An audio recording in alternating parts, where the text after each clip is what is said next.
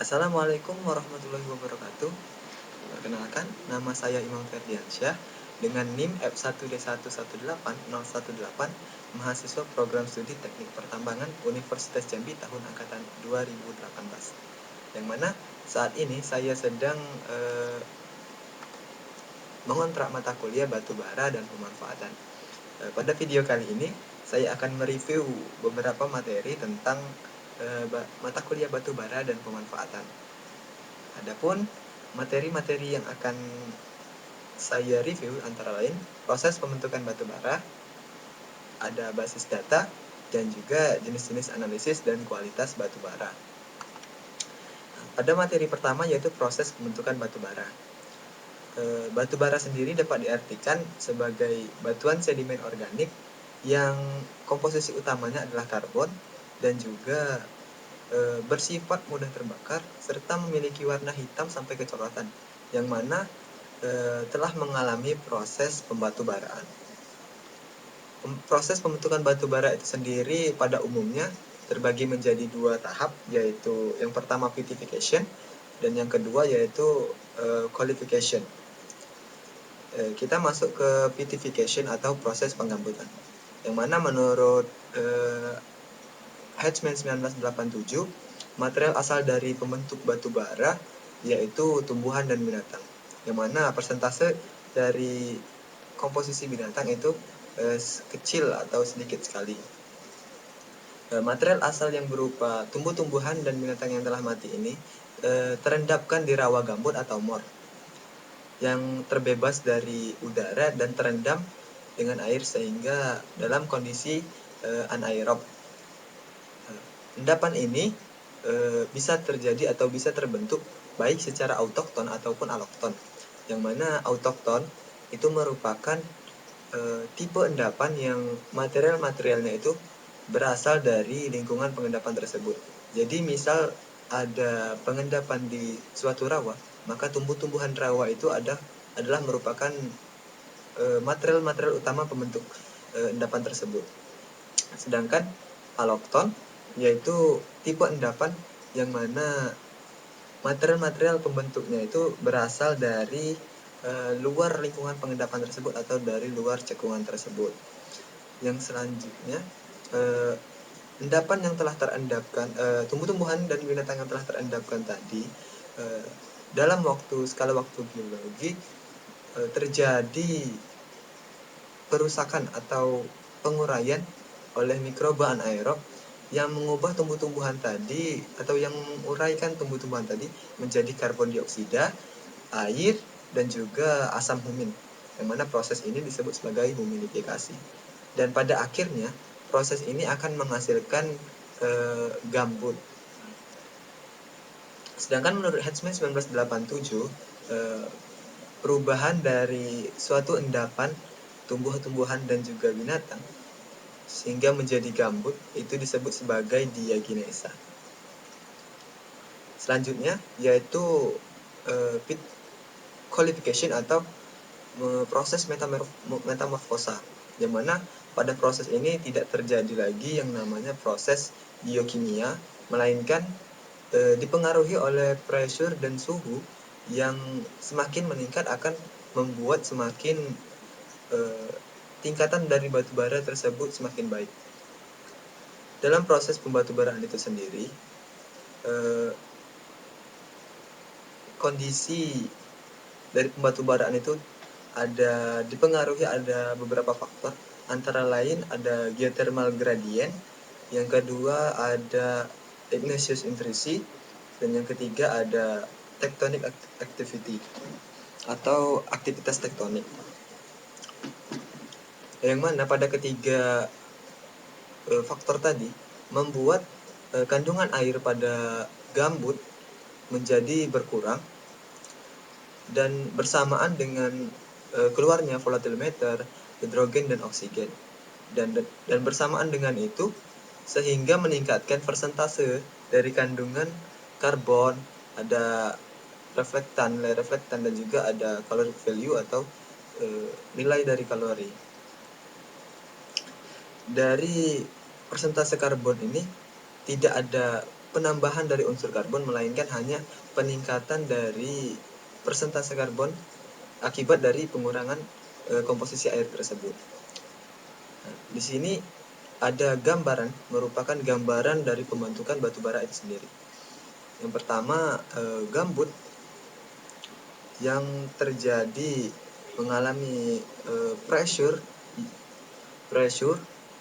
suhu dan juga dalam waktu yang lama akan membentuk sebuah tingkatan-tingkatan rank dari batu bara akibat keluarnya air dan juga zat-zat lain atau unsur-unsur lain yang terkandung dalam heat ini. Maka semakin lama dan semakin besar tekanan dan juga suhunya, maka kemungkinan besar akan menghasilkan tingkatan yang paling baik dari batu bara, yaitu batu bara antrasit. Namun ada beberapa fenomena yang membuat batu bara tersebut matang dengan cepat, seperti yang ada di PT BA di Pit Air Laya, yang mana membuat batu bara itu menjadi kualitas baik akibat dari intrusi dari gambut tersebut menjadi dipaksa sehingga pematangan menjadi batu bara antrasit itu lebih cepat akibat dari intrusi magma yang terjadi di PTBA tersebut. Yang selanjutnya yaitu ada basis data, yang mana basis data ini terdiri dari 5 yang biasa digunakan, dan ini berguna sebagai invoice dari penjualan batu bara, sehingga bisa menarik konsumen dari batu bara tersebut. Ada yang namanya ada AR atau as receive, dan yang kedua ada air dry, ada dry basis, ada dry as free, dan juga ada dry mineral matter free atau DMMF. Untuk AR atau as receive itu adalah sebuah kondisi di mana batu bara dengan kandungan yang masih sama atau kandungan air, total air dan juga kandungan lainnya itu masih tetap sama seperti diambil dari di lapangan atau keadaan di lapangan. Yang kedua ada air dry basis, yang mana kondisi batu bara sudah tanpa air permukaan atau surface moisture. Dan yang ketiga ada dry basis, dalam keadaan ini mempresentasikan batu bara dalam keadaan kering atau bebas dari air, baik itu air free moisture atau surface moisture maupun inherent moisture atau air free. Dan yang ketiga itu ada dry as free, yang mana menunjukkan kondisi batu bara itu bebas dari air atau kering dan juga bebas dari abu. Sehingga yang selanjutnya ada DMMF, yaitu dry mineral matter free, yang mana menunjukkan batu bara itu bebas dari mineral matter dan juga air, yang sehingga menyisakan dari volatile matter organik dan juga fixed carbon, atau ini yang dinamakan yang pure coal yang terdiri dari karbon, hidrogen, oksigen, nitrogen, dan sulfur. Untuk di sebelah kanan ini ada bagan yang merupakan contoh kasus dari dalam basis data, yang mana batu bara yang diambil dari lapangan berjumlah seberat 10 kg, dan pada saat dibawa ke lab itu mengalami penyusutan 1,5 kg sehingga menjadi 8,5 kg, yang mana pada saat ini merupakan keadaan batu bara terbebas dari yang namanya surface moisture atau dalam keadaan air dry basis. Selanjutnya batu bara sejumlah 8,5 kg digerus menjadi ukuran 0,1 mm, yang selanjutnya dijadikan sampel dan diambil masing-masing 1 gram untuk dijadikan 2 sampel, yang mana pada sampel pertama itu diambil 1 gram dan dipanaskan 100 derajat Celcius pada fase ini merupakan cara untuk menghilangkan inherent moisture atau air pori dari batu bara. Dan selanjutnya ditimbang dari 1 gram tadi berubah menjadi 0,85 gram yang berarti menunjukkan bahwa jumlah air dari inherent moisture tersebut berjumlah 0,15 atau 0,15 gram. Setelah ditimbang dan dibakar lagi menjadi tersisa hanya abu, yang mana kandungan dari volatile matter dan fixed carbon itu telah terbakar atau menghilang. Sehingga kita dapat simpulkan dari kedua ini bahwa jumlah inherent moisture yang ada pada 1 gram batu bara ini ada 0,15 dan juga abunya 0,05, sehingga sisa dari jadi ditambahkan jadi 0,2, jadi 0,8 nya ada terdiri dari fixed carbon dan juga volatile matter. Sedangkan pada sampel yang lain itu diambil 1 gram dan dipanaskan 500 derajat Celcius dalam kondisi tertutup.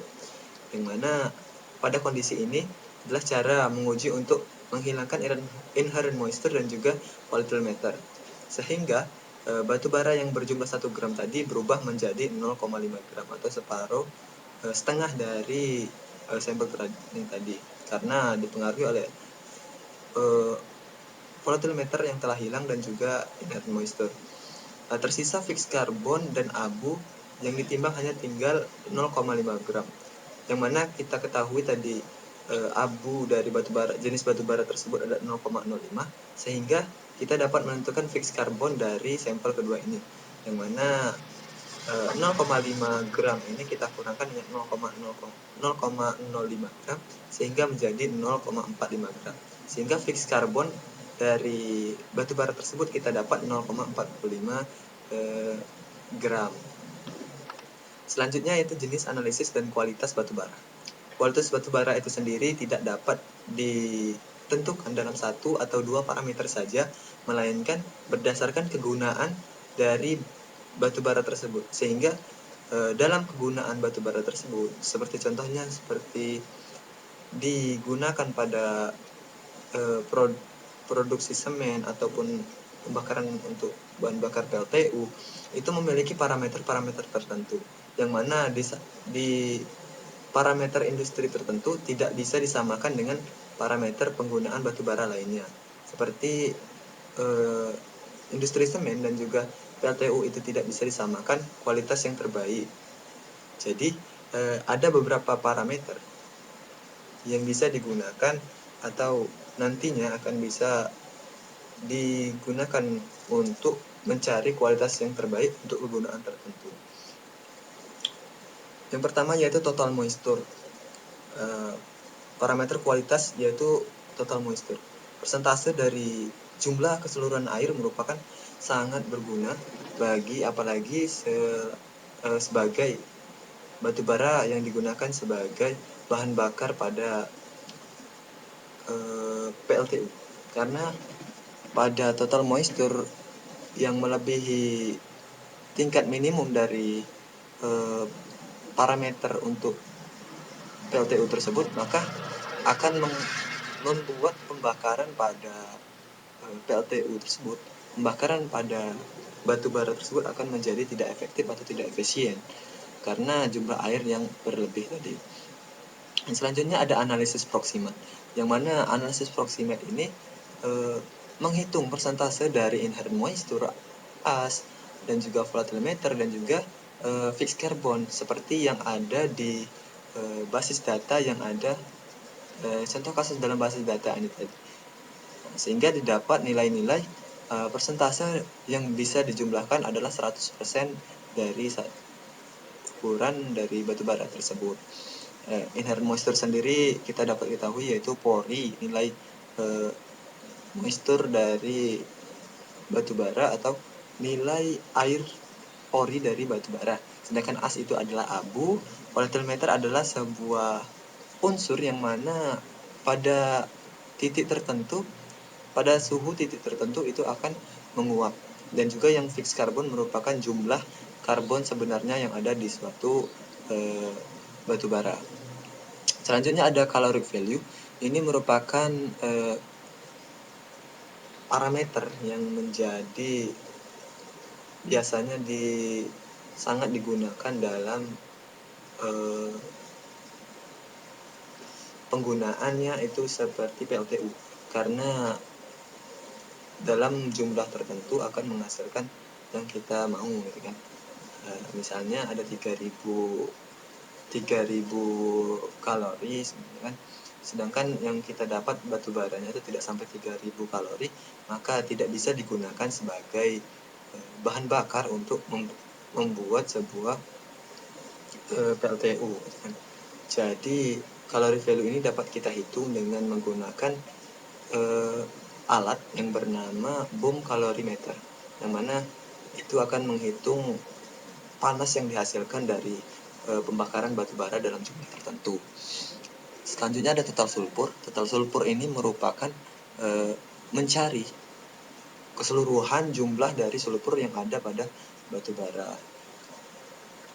Yang selanjutnya ada ultimate analysis. Ultimate analysis ini merupakan pendukung dari analisis proximate, yang mana mencari dari kandungan-kandungan yang ada di dalam batu bara seperti karbon, hidrogen, nitrogen, sulfur, dan oksigen, dan juga CO2 yang ada dalam suatu batu bara.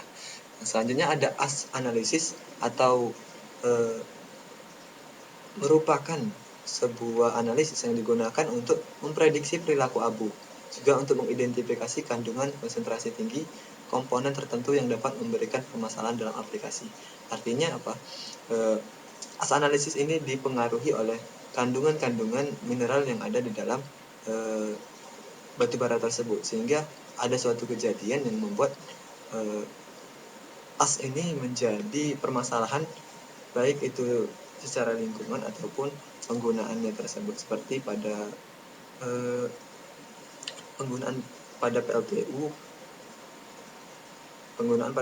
yang membuat AS ini pada suhu tertentu akan menjadi kerak atau meleleh dan menjadi kerak di kettle uap, sehingga membuat kettle uap itu berkerak dan mengurangi efektivitas dari PLTU tersebut. Dan selanjutnya ada AS fusion. Nah, AS fusion ini merupakan yang seperti saya jelaskan tadi, hampir sama dan berguna untuk memprediksi perilaku abu juga, dan utamanya ini untuk menentukan temperatur dari titik leleh dari suatu abu. Dan form sulfur ini guna untuk menentukan persentase dari piritik, organik, dan sulfat atau jenis-jenis sulfur, yang mana kita akan bisa mengurangi sulfur tersebut baik secara pencucian batu bara ataupun yang lainnya. Namun untuk yang organik ini tidak bisa dikurangi karena itu memang merupakan bagian dari batu bara itu sendiri. Dan selanjutnya ada trace analysis, yaitu berguna untuk memprediksi atau mencari kandungan-kandungan atau unsur yang berbahaya bagi lingkungan sekitar dari penggunaan batu bara tersebut. Ada HGI. Selanjutnya HGI yaitu berguna untuk memperkirakan kekerasan dari batu bara, sehingga dapat memudahkan kita memilih alat untuk membuat sizing dari batu bara tersebut. Ada yang namanya ada juga abrasion index, itu memperkirakan pemakaian jenis mil gunanya, yaitu menghitung dari gerusan, tingkat kegerusan dari batu bara tersebut. Ada free swelling index. Free swelling index ini adalah salah satu uji untuk melihat perilaku dari pengembangan dari choke. Choke itu adalah sifat pengembangan dari suatu batu bara saat dibakar. Vega index ini hampir sama, satu paket sama free swelling index ini. Dan ada Gray King choke tipe untuk menentukan tipe-tipe dari choke dari pemuaian tadi. Sedangkan dilatometri ini untuk melihat dan berguna untuk menentukan konsumsi bahan bakar atau konsumsi batu bara, karena pada saat batu bara dibakar itu mengalami pengkerutan akibat dari volatimeter yang keluar. Nah, sedangkan bastometri hampir sama dengan dilatometri. Dan juga sekian penjelasan dari saya. Apabila ada yang kurang mohon dimaafkan. Sekian dari saya, terima kasih. Wassalamualaikum warahmatullahi wabarakatuh.